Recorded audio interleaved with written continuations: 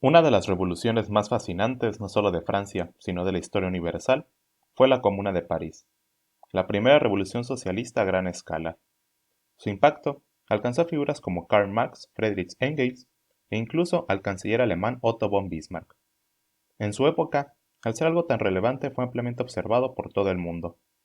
Es curioso cómo un evento como este hoy en día es algo olvidado y que poca gente conoce, por lo menos acá en América. Pero ¿cómo fue que surgió esta comuna? ¿Qué fue lo que hizo? ¿Qué es lo interesante de este suceso histórico? Para responder todo esto, debemos saber en qué país sucedió esto y bajo qué antecedentes. Francia, desde los convulsos eventos de la Revolución Francesa, había estado en una profunda inestabilidad política, económica y social, pasando por el Imperio Napoleónico, las guerras napoleónicas, el Imperio de los 100 días, la Revolución de 1830, la Revolución de 1848, y finalmente se llegó al establecimiento del Segundo Imperio francés en 1852, donde el sobrino de Napoleón Bonaparte, Carlos Luis Napoleón Bonaparte, eligiendo el nombre de emperador de Napoleón III, llegó al poder en Francia. Napoleón III buscaba hacer a Francia otra vez la gran potencia europea, igual que su tío, pero Napoleón III enfrentó una fuerte inestabilidad en Francia durante todo su reinado, debido a la presión de los grupos liberales, quienes querían que restableciera las mismas reformas por las que él luchó en 1848 y después traicionó en su autogolpe de Estado para ser coronado emperador, lo cual le hizo ganarse muchas críticas y una fuerte oposición. A su vez, Napoleón III fomentó una fuerte industrialización del país gracias a capitales internos y externos, lo que aumentó los números de la clase obrera. En política exterior, Napoleón III emprendió varias campañas militares exitosas en el Imperio Otomano para ayudarlo en su lucha contra el Imperio ruso, en Italia para defender al Papa de los nacionalistas, en Siria en favor de los grupos cristianos, en Argelia para expandir su territorio colonial, así como su participación en la Segunda Guerra del Opio contra la China de la dinastía Qing. Pero fue su intervención militar en México en 1861 donde Napoleón III empezaría su declive. La guerra contra México le salió cara al Segundo Imperio, no logrando someter al país como Napoleón III esperaba, agotando así su ejército y su capital político, teniendo que retirarse debido al creciente militarismo prusiano en 1867. Tras la desastrosa intervención en México, Napoleón III tuvo que ceder concesiones ante el grupo liberal, dañando la estabilidad de su imperio. Mientras tanto, Prusia se preparaba para su propio ascenso. El conflicto era inevitable.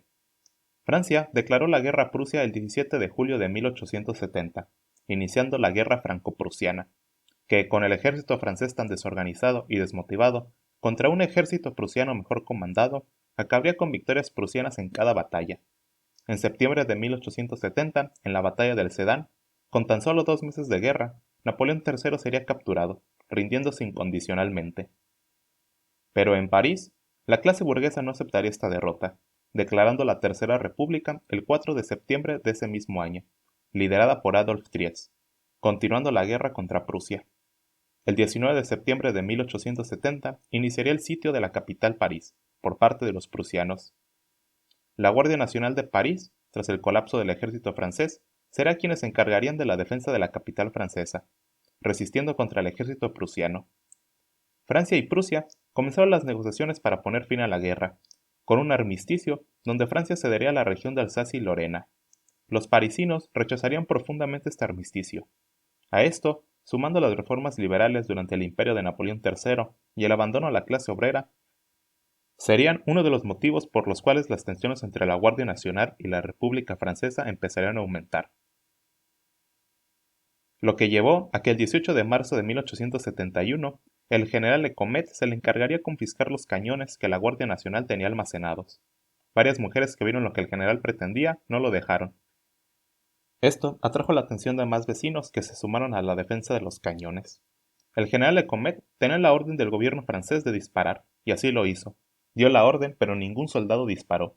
Los parisinos lograron capturarlo y ejecutarlo. Al enterarse de esto, Thiers, su gobierno y algunas partes más conservadoras de la clase alta decidieron abandonar la capital instalándose en Versalles, dejando a París en manos de la Guardia Nacional, iniciando la Comuna de París. La Guardia Nacional renunció a su gobierno, llamando a elecciones solo de voto masculino para formar una comuna, el 26 de ese mismo mes, y para el 28 ya habían constituido un gobierno comunal con 92 miembros, de todo tipo de personas, obreros, profesionistas, artesanos, políticos, carpinteros, etc., con todo tipo de ideología política, socialistas, liberales, conservadores, anarquistas y hasta bonapartistas. Dentro de la comuna destacan dos grupos con mayor peso político, los blanquistas, seguidores de Louis Auguste Blanqui, que abogaban por marchar a Versalles llevando la revolución a toda Francia, y los prudhoistas, que creían en continuar las reformas sociales solo en París.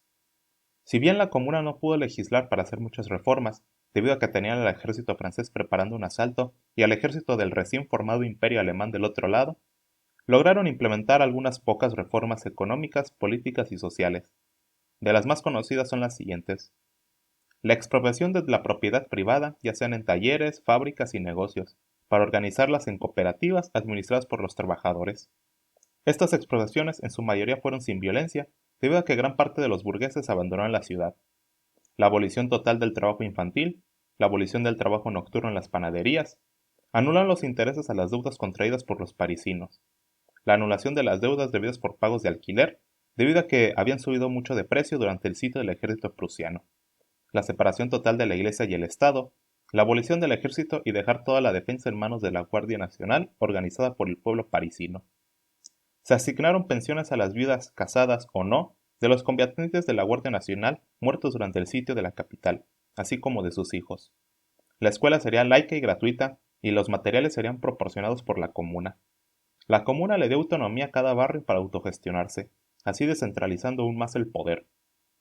Aunque muchas de estas reformas eran impresionantes y revolucionarias para la época, lo que sería el sueño de toda persona de la izquierda, el gobierno comunal no sería perfecto, teniendo varias cosas cuestionables, como la marginación de la mujer en la comuna, ya que el voto solo era masculino, o que muchas de las mujeres de la Guardia Nacional fueran discriminadas por los demás comuneros, describiéndolas como poco femeninas, así como la extrema polarización que se vivía en París, donde la violencia política era muy alta, y como veremos más adelante, la comuna respondió de una manera violenta.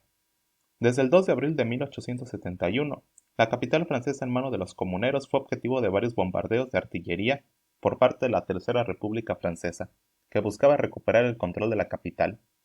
Otro actor importante fue el canciller alemán Otto von Bismarck, que veía con miedo la revolución en París, ya que la clase obrera de todo el mundo estaba viendo el experimento de la comuna. Bismarck vio el riesgo de que estas ideas desencadenaran una nueva ola de revoluciones en Europa, por lo cual decidió ayudar al ejército francés. Alemania aún estaba ocupando gran parte del norte de Francia, e irónicamente ahora ayudaba al país con el que hace 2 semanas tenía una guerra. Bismarck empezó a enviar armas, suministros, apoyo logístico al gobierno de Adolf Trietz, así como la entrega de todos los prisioneros capturados durante la guerra franco-prusiana. El 21 de mayo, la Tercera República Francesa ordenó al general Patrice MacMahon iniciar una ofensiva contra la comuna, entrando por una brecha en la muralla occidental, en los barrios ricos, donde el general fue recibido como un héroe por las personas de la alta sociedad que aún quedaban en París, dando así inicio a la llamada la Semana Sangrienta. Mientras las tropas francesas iban capturando comuneros, también los iban fusilando. La comuna respondió fusilando a todo aquel que tuviera que ver con el gobierno de Adolf Trietz, lo que no hizo más que aumentar los fusilamientos por parte del ejército francés. La comuna volvió a responder ejecutando a 63 personas simpatizantes de la Tercera República y al arzobispo de París. Los combates se extendieron por una semana. Cada barrio de París formó su barricada y organizó su defensa contra el avance del ejército francés. Finalmente la comuna fue aplastada y desmantelada por el gobierno de Versalles el 28 de mayo de 1871. Las bajas de la comuna fueron de aproximadamente 6.000 muertos, mientras que la República apenas llegó al millar.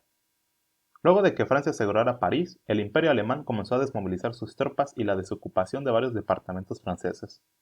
La represión en París sería algo constante durante los siguientes meses. Entre 20.000 a 30.000 comuneros serían ejecutados, encarcelados o exiliados a las colonias francesas de Guyana y la Nueva Caledonia, así acabando la primera revolución socialista de la historia. La Comuna de París es, sin duda, y sin importar la ideología política que tengas, uno de los eventos más interesantes de la historia, siendo la primera revolución socialista y, en mi opinión, también la anarquista. Fue de mucho objeto de debate en su tiempo, entre los marxistas y anarquistas, ya que no sabían cómo definir el experimento de la Comuna. Pero hoy en día se siente algo olvidada, Los libros de texto en la educación básica y superior lo omiten radicalmente. No es una considerada para hablar de las grandes revoluciones, esto en gran medida a su corta duración y su fracaso. Pero eso no quita que es uno de los movimientos obreros más fascinantes, demostrando cómo sería la organización colectiva a una mediana escala. También es curioso cómo cuando se habla de ella no se menciona la discriminación patriarcal que sufrieron las mujeres por parte de sus compañeros comuneros o de la violencia política que ejerció la comuna en sus últimas semanas de vida. Bueno, les pregunto ahora a ustedes, ¿conocían la historia de la Comuna de París? ¿Qué les pareció este tema? ¿La consideran importante? ¿Debería de ser más conocida o debe de seguir en ese rincón de la historia que solo los apasionados del tema conocen? ¿Sabiendo de sus reformas sociales o de la discriminación de la comuna hacia las mujeres y su violencia política? Los estaré leyendo. Si te gusta este contenido, no olvides darle like, compartir, comentar y suscribirte. Si quieres ver más historias como esta, nos vemos en el próximo video.